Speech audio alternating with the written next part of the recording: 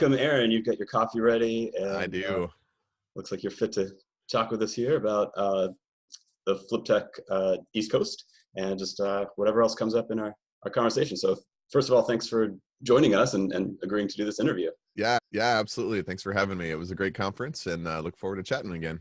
Excellent. So yeah, I know it was a while ago, and it'll be even longer when people are watching this and may or may not have actually gone to the conference. So you were there for I think pretty much the whole thing, and not just your keynote, which we'll get to in a little bit. Yeah, it was nice to be able to sit out and hang out in a conference. I don't often get to do that, but yeah, I was early on in the program, and then was able to just sit back and enjoy the rest of the conference. It was nice.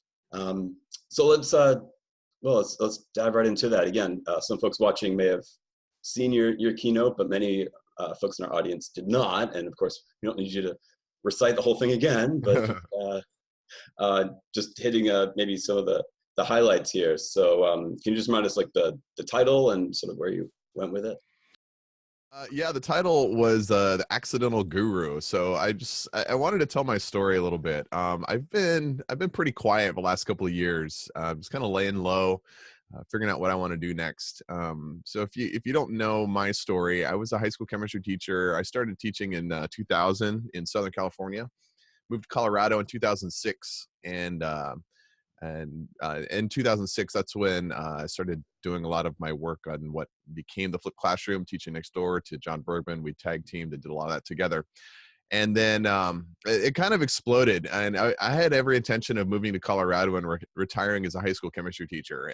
And then I had to make some tough decisions about, do I want to travel around, put on my little Flip Class Dog and Pony show, do professional development, stuff like that. And I ended up making the hard decision to leave the classroom in 2012. And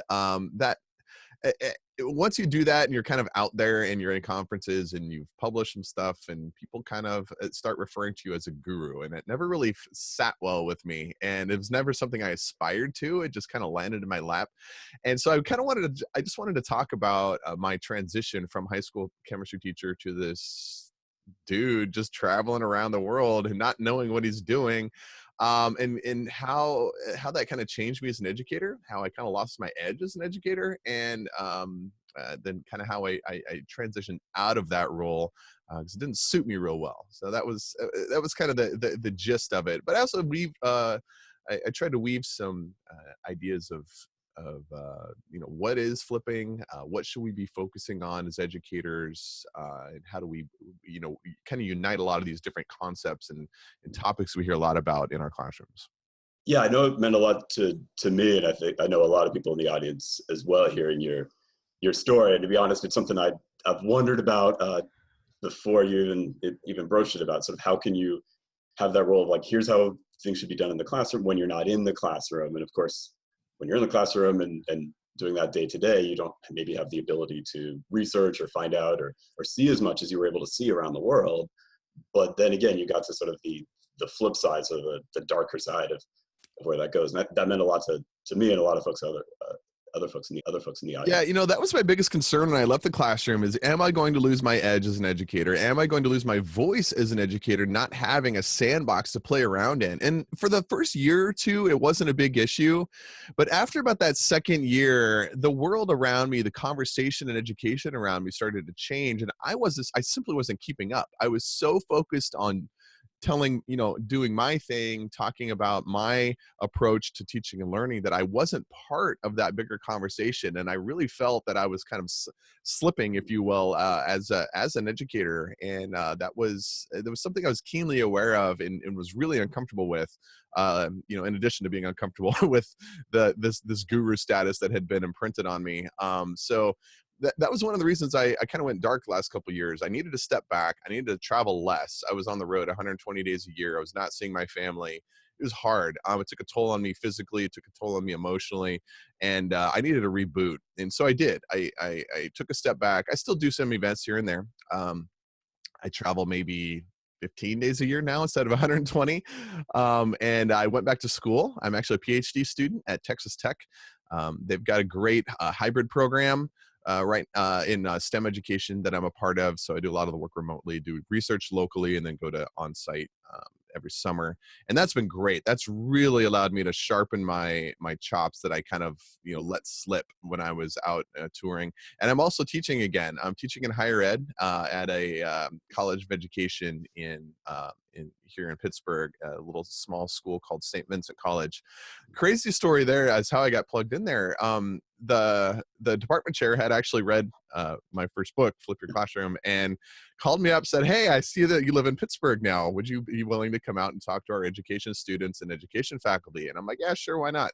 So I drove out one night, and they had dinner with the department. I got to meet the college president, and then get up and did my thing, and we're casually walking back to her office, and she said, "Hey, you got to come teach a class for us sometime." And that's right about the time where I'm realizing, like, I'm losing my edge here and I need to teach. I said, "Absolutely, I will teach for you. Just let me know when and where." So I started as an adjunct there about 4 years ago, maybe 5 now. And I just would teach a class every other semester or so whenever she needed one taught. A couple of them were online. The first one I ever taught, it was an 8-week class, and I taught it from 5 different countries because I was still traveling all the time. I would literally get up in Bangkok at 6 o'clock in the morning and open up my computer, and we would have class before I had to go out and do my thing. So that was not ideal. Actually, the feedback I got on my professor evaluations were, "Professor knows his stuff, good, like the class, but he seems really busy and doesn't give us enough attention." I'm like, like that just cut me just to the core. And I'm like, okay, something has to change here. So if I want to teach more, I'm going to have to devote more time to this. So again, that was the kind of the thing in my head that said, you're not who you used to be. You need to get back in the classroom. And so now I'm full time out there, and I absolutely love having a classroom again. So that was a lot of what your keynote to us was about, and it was great to hear that story and for us to hear it again. And then one other element I want to make sure you get to share with the wider audience here is you said something about flipping again, like in your 10-year sort of journey there of how you presented it as flipping in the first book and then 2.0 and so on. But then you have sort of ideas about what, after all these kind of definitions, you really keyed in on a certain one. Can you share that with us? Yeah, so as part of my coursework that I'm taking as a PhD student, I took an e-learning class, and in that class I had to write a paper, and I chose to dig through a lot of definitions of what flipping is, because you say the word flip classroom and people simply don't know what it means. Everyone kind of has their own definition of it, and we've tried to define it over the years. I would say early on I'm guilty of trying not to define it because I didn't want it to get pigeonholed, but then I participated in a definition that the Flip Learning Network wrote, and if you go to the fliplearning.org, you'll see that definition. And I think it's a pretty decent definition. But after I looked at a lot of the ones out there, and this was not a scientific look at all the definitions, it was kind of a preliminary, let's see if there's something to research further here. And I actually intend to pursue a little more research in this later. But the definition that I think is really encompasses what is being done by people who say they're flipping is, if you go to the Clayton Christensen Institute, they're a blended learning group, and they classify flipped classroom, flip learning as a subset of blended learning. And their definition, I think, is the best, where it talks about using digital tools outside of the classroom, and then it defines what's going on in the classroom. And I don't have the definition in front of me. I would quote it for you right now, but look up Clayton Christensen Institute and their definition of flipped. And Staker and Horn are the people you're going to want to look for. But I think it does the best job of not glomming onto and trying to absorb all these other great things that are going on in education. It really just focuses on what is the essence of the thing that people are calling flipped learning. And so that was my concern with a lot of these definitions, is that it was just simply too broad. We're going to do something out of the class so that the classroom can be all of this other great and amazing stuff that you can do without flipping. And those are great things to do. And I'm really glad that the flipped approach has unlocked those things for people. but they're really not part of the definition. It's flipping is this so that this can happen. Well, if you eliminate the so that, what you're left with is the essence of what you're calling a flipped classroom. And typically that means you're doing something outside of the classroom. You're delivering instruction outside of the class. And that's it. Like that is the definition from my perspective and from what I saw about all these competing definitions. That was the one element that they had in common. Video is typically used. I think that unless you are using video, that you shouldn't call it flipped. Again, this is my own opinion on this, and I didn't used to say that. I'm backpedaling on stuff I've said for years, like, oh, it's not about the video. Well, you know what? Flipping actually, I think, is about the video. Good teaching is not about the video, so let's not worry about that. But let's embrace what we have here. We're teachers using video as an instructional tool, and we're doing it really well. Let's celebrate that, and let's give that the name. Not trying to be ambiguous about, oh, we want to do all these great, lovely things, and we're going to just do anything, and anyone can glom onto our definition. That's just jello. That's good. It's mush, and we don't need more of that in education. We need, I think some precision is helpful. Yeah, right. The flipping is not about the videos, but then you sort of change the wording around that it's mostly about the videos. Yeah, flipping is, I think, video is an essential component, and I'm fine saying that now. I didn't used to because I wanted to make everybody happy. Now I don't care. I make a lot of people angry. So I think it is about videos, and I think good teaching is not about videos, but the good stuff that happens as a result of flipping is just what we see as good teaching in general. Well, the angry people stopped watching this about a minute ago, so now yeah. They're gone now, so it can be even more honest or whatever if you like. Yeah, again, I mean, just like the story you were telling, I think that was something really helpful for folks, again, like me, but a lot of other folks I talk to, because we have sort of been bedding ourselves into pretzels and trying to avoid that. But yeah, otherwise, if you make it too weird, then it's just back to textbook reading before class and trying to do something active. So. Yeah, if you want to call that flipping, great. But we've been doing that for a long, long time. And I don't think, I mean, if that's the case, then just retire the term because it doesn't mean anything anymore. So one thing, a couple things before we wrap this, I keep saying about like people I talked to at the conference, because that was one of the things, right? Like you experienced too, just so many folks with similar kind of mindsets and interests that we're able to connect with. And one thing that came up for a lot of us was that we're the only flipped teacher in our district, or at least in our school, even after these years. I know for myself, I sort of expected more of this might like catch on. Do you have any sort of thoughts about that? I mean, how's that match with sort of your experience at the beginning? Oh yeah, my experience at the beginning was, yeah, John and I were the only people doing it, and that was okay. And I think it's totally fine if you're the only person doing it. This isn't for everyone, and it doesn't need to be for everyone. This is a tool in your toolbox as an educator, and you should use it, and you should use it well. And if you're not going to use it well, then you shouldn't use it, because there's a lot of bad teaching going out there that people are calling flipped, and it's just bad teaching. I mean, technology amplifies what you do, and if you're a good teacher, it's gonna amplify that, and it's gonna be great. But if you're not so great and you try to do this, and it's gonna amplify the bad, and so be careful with that. And just my recommendation is just don't use the term. If you're getting blowback from your colleagues, if you're getting, people are kind of raising an eyebrow, just stop using the term. Just do your thing, do it well, and use video as a teaching tool. Don't call it anything. Call it good teaching. Call it just finding the right tool at the right time for your students. And eventually people will start to kind of see, oh, what are they doing? And why do the kids like this so much? And why do they keep talking about this teacher? And then just share your technique. Don't talk about the term necessarily, just share your technique. If people are interested, then hey, there's this thing out there, it's called flipping, and here's a community that you can get involved with as well of other people who you might be able to learn something from. So don't worry about it. Keep your head down, do your thing, do it well, and if other people are interested, share with them. Other than that, don't push it on them.